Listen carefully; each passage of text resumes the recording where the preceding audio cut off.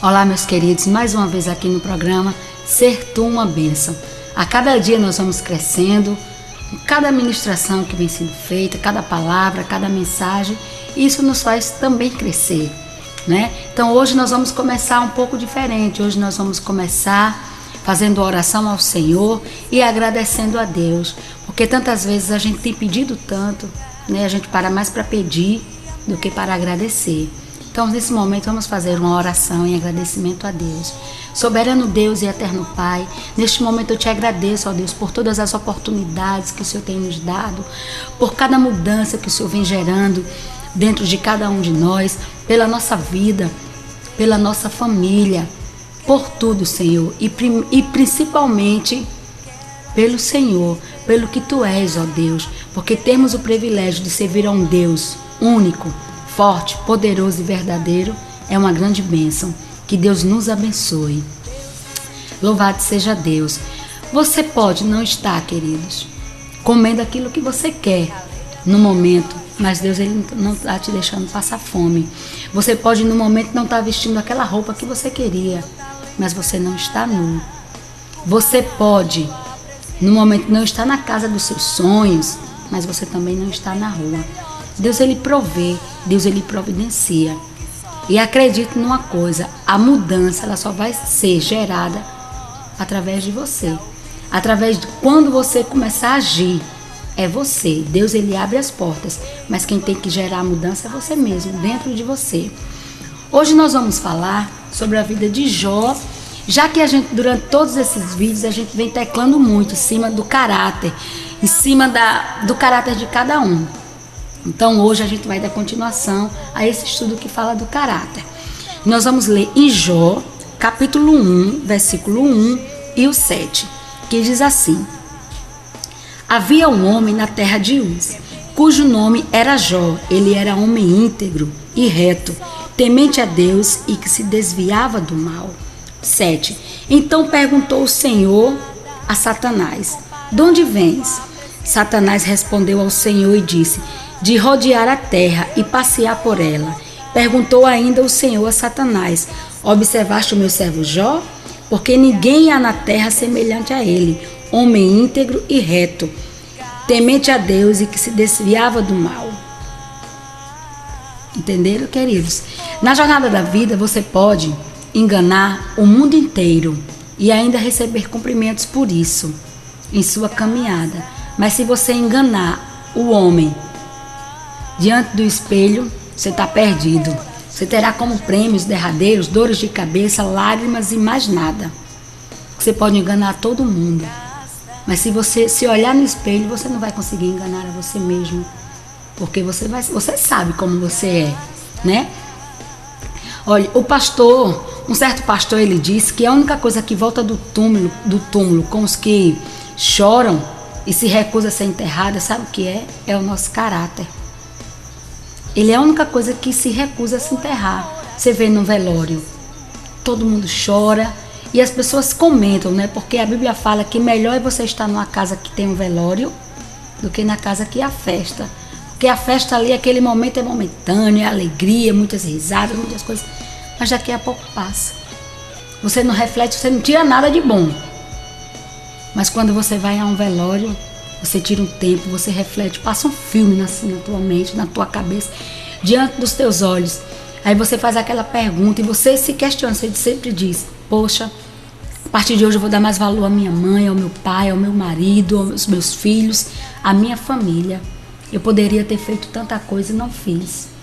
Mas o caráter daquele que morreu, ele se recusa a se enterrar, porque quando ele é um homem de bem, você ouve, né? Os comentários, as pessoas dizem: poxa, era um homem íntegro, era um homem de bem, era um homem que tinha um caráter bom, um bom pai, um bom filho. E muitos que morrem, as pessoas chegam e dizem: já foi tarde, aquilo ali era uma alma cebosa, como muitos falam, não prestava para nada. Então seu caráter ele não se enterra junto com você, ele continua rondando e rondando e rondando. Queridos, qualquer pessoa que mostrar inconsistência de caráter não permanecerá com uma voz de influência na vida das pessoas. Você tem que ser firme, você tem que ser verdadeiro. Aí quando eu olho aqui, então o Senhor perguntou a Satanás, né, de onde vens? Ele perguntou: viste o meu servo Jó? Ele não perguntou: viste o que Jó tem? Porque hoje em dia a maioria das igrejas e as pessoas pregam, eles pregam a doutrina da prosperidade, que você tem que ter. Se você não tem um bom carro, se você não tem uma boa casa, se você não tem muito dinheiro no banco, se você não tem muita saúde, se você não se veste bem, eles dizem que tem alguma coisa errada. Eles pregam a doutrina do ter e não a doutrina do ser. A grande ênfase aqui desse livro de Jó não está no ter, está no ser. Jó, ele era um homem íntegro. Ele tinha tudo. De repente ele perdeu tudo. Mas uma coisa muito importante, um ponto muito importante: Jó perdeu todos os filhos de uma vez só. Jó perdeu suas propriedades, dinheiro, todo o seu gado, casa. Imagine um pai perder todos os filhos. Se para um pai e uma mãe já é difícil perder um filho, imagine todos os filhos que Jó perdeu, né? E diz assim: sucedeu um dia em que seus filhos e suas filhas comiam e bebiam, vinham na casa do irmão primogênito. E de repente aconteceu algo que todos morreram, né? Aconteceu um grande terremoto, assim dizendo, que todos morreram. Imagine um pai perder um filho, é triste, uma mãe, e perder todos os filhos. Jó, ele perdeu tudo, mas uma coisa importante: ele não se perdeu. Ele continuou sabendo em quem ele cria. Se eu sei que meu Redentor vive, né? O Redentor de Jó, o meu, o seu, nós sabemos que por mais difícil que venham ser as circunstâncias, o momento, você olhar assim e dizer: Deus, eu não vejo saída. Sempre tem uma saída. Sempre tem uma saída. Como eu disse aqui, né? Deus, ele perguntou a Satanás: observaste o sucesso financeiro do meu servo Jó? Não, ele não perguntou. Ele perguntou: observaste o caráter do meu servo Jó? Observaste porque ele é homem íntegro, reto e que se desvia do mal. Em toda a Bíblia, queridos, o ser vem antes do ter e do fazer. O ser e o ter. Ter sem ser, se você tem algo sem ser, é um ter maligno. Fazer sem ser gera escândalo. Precisamos de um avivamento dentro de nós mesmos, que resulte na nossa construção moral. Dentro de nós mesmos. Sabe? Que ele resulte na reconstrução moral do homem. Quando eu falo homem, é homem e mulher. Dentro e fora dos portões da igreja. Você dentro da igreja não pode ser uma coisa e quando chegar na sua casa ser outra. Nós temos que ser. E quando nós somos com Deus, aí nós temos com Deus. Louvado seja Deus. Louvado seja Deus. Olha, queridos, o caráter, ele é um pedestal que determina o peso que uma pessoa pode sustentar. Se o seu caráter é do tamanho de um palito de dente, ele só aguentará sustentar um selo postal. Mas se o seu caráter é tão pesado quanto uma coluna, aquelas colunas fortes, você consegue sustentar uma laje e um teto. Deus, ele é muito sábio, né? Muito soberano. Outra coisa também muito importante é em relação a uma pessoa de caráter, uma pessoa de bons valores e tudo. Ela é uma pessoa carismática. O carisma é muito importante.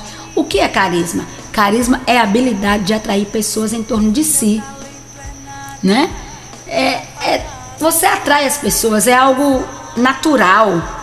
O que determina a individualidade moral de uma pessoa é a sua personalidade. Você tem que ter caráter, você tem que ter carisma, você tem que ter personalidade. E o temperamento fala muito alto também. O temperamento, ele é o conjunto dos traços de uma pessoa e que lhe determinam as reações emocionais, o estado de humor e o caráter.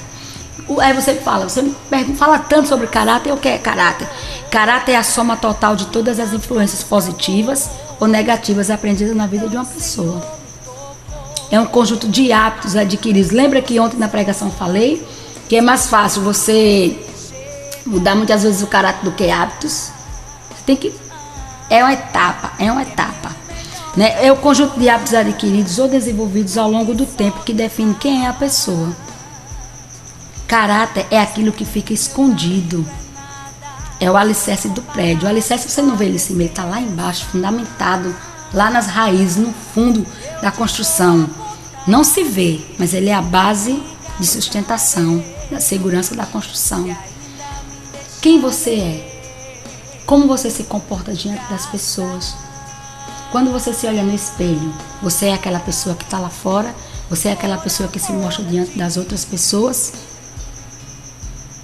Como o caráter se manifesta? O caráter ele se manifesta através dos valores, motivações, atitudes, sentimentos e ações demonstradas.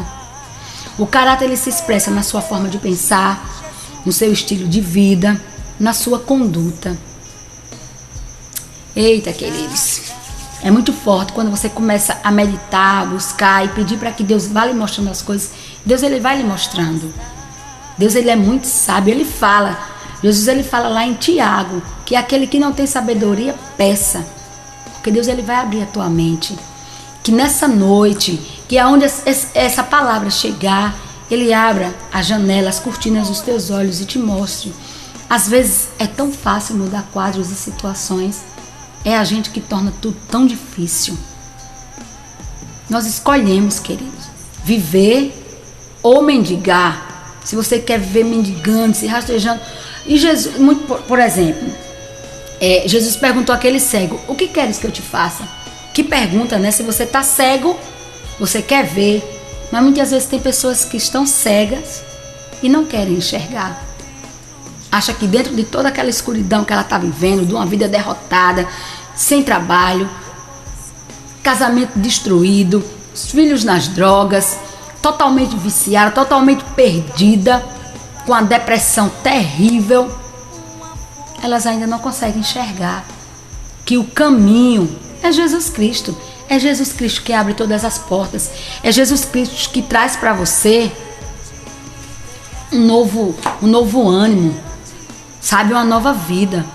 Então que hoje você possa agradecer a Deus por tudo que você tem, por aquilo que você é. Porque muitas vezes a gente pensa, tem muitas pessoas que falam assim: eu tenho tudo isso aqui porque foi com o esforço do meu trabalho, fui eu quem trabalhei, não foi Deus? Claro, foi você quem trabalhou para conquistar, mas você só trabalhou porque Deus te permitiu naquele dia acordar e estar de pé. Quantos não têm o privilégio de levantar, de ir para o seu trabalho porque estão enfermos em cima de uma cama? Quantos estão lá dentro de um presídio, não têm a liberdade? Mas tem muitos que mesmo estando presos, eles são livres. É engraçado como são as coisas. Tem pessoas que estão livres, que têm tudo à sua disposição, mas estão presos. Tem pessoas que estão em meio a uma multidão e se sente só. Então que hoje você coloque no seu coração que Deus ele é o alicerce seguro. Deus é o alicerce que vai fundamentar a tua vida. E é você quem tem esse direito de escolher. É você quem tem o poder nas suas mãos de dizer: eu quero isso ou isso. Coloque numa balança tudo aquilo que te leva para baixo e tudo aquilo que te leva para cima. E escolha ficar com aquilo que te leva para cima. E que Deus abra todas as portas que o teu coração sonhar e desejar. E que essas portas que você quer que seja aberta através dos seus sonhos, sejam portas que te levam para mais perto de Deus. Porque realmente, querido, tem portas que nunca vão ser abertas. Sabe por quê? Porque Deus sabe que são portas que você não merece ter, que vão te fazer mal, que vão te levar para baixo. Muitas vezes aquilo que a gente pensa que é bom pra gente, não é bom o suficiente. Converse com Deus, diga a Deus: Senhor, me ajude nessa caminhada. Tudo que você for fazer, primeiro consulte com o Senhor, seu Deus, que Ele com certeza irá dizer todas as respostas e responder todas as perguntas que você necessita ouvir. Que Deus te abençoe, que Deus coloque na tua vida hoje, derrame na tua casa, na tua mente, na tua cabeça, alma e espírito, uma unção de ousadia, de sabedoria, que você possa viver em paz. Porque como eu sempre tenho dito, sucesso é você viver em paz com Cristo. Sucesso é você deixar que Jesus determine os teus passos e os teus caminhos. Um beijo no teu coração. Essa mensagem aqui vai em especial para muitas pessoas